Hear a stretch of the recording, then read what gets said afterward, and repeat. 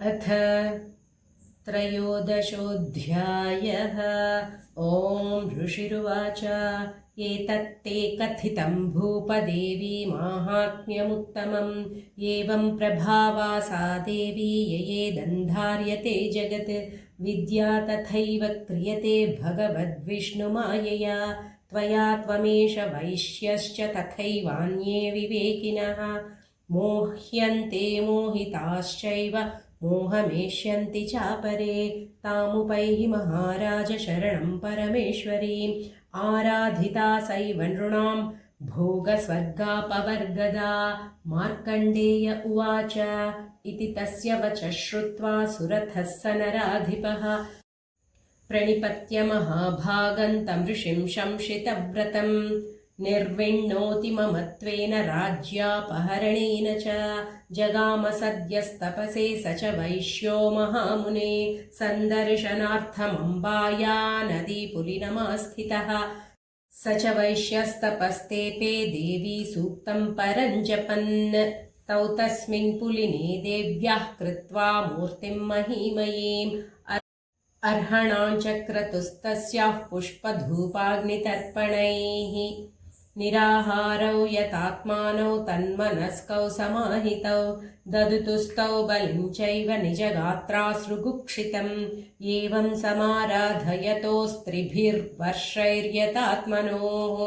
परितुष्टा जगद्धात्री प्रत्यक्षं प्राह चण्डिका। देव्युवाच यत्प्रार्थ्यते त्वया भूपत्वया च कुलनन्दन।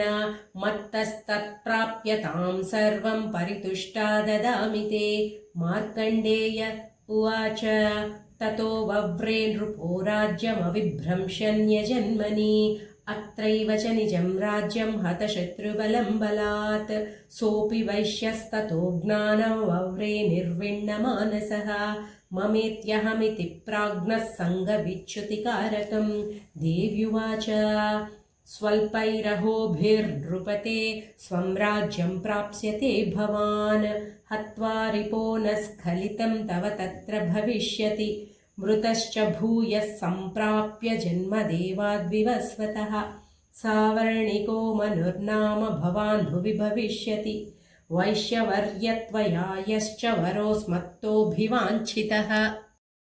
तं प्रयच्छामि संसिद्ध्यै तव ज्ञानं भविष्यति। मार्कण्डेय उवाच इति दत्त्वा तयोर्देवी यथाभिलिषितं वरं। बभूवान्तर्हिता सद्यो भक्त्या ताभ्यामभिष्टुता। एवं देव्या वरं लब्ध्वा सुरथः क्षत्रियऋषभः। सूर्याज्जन्मसमासाद्य सावर्णिर्भविता मनुः। इति दत्त्वा तयोर्देवी यथाभिलिषितं वरं।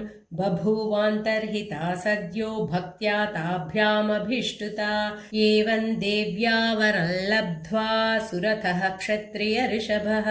सूर्याज्जन्मसमासाद्य सावर्णिर्भविता मनुः। क्लीं ॐ स्वस्ति श्रीमार्कण्डेयपुराणे सूर्यसावर्णिके मन्वन्तरे देवीमाहात्म्ये त्रयोदशः। श्रीजगदम्बार्पणमस्तु। जय दुर्गे जय दुर्गे जय दुर्गे।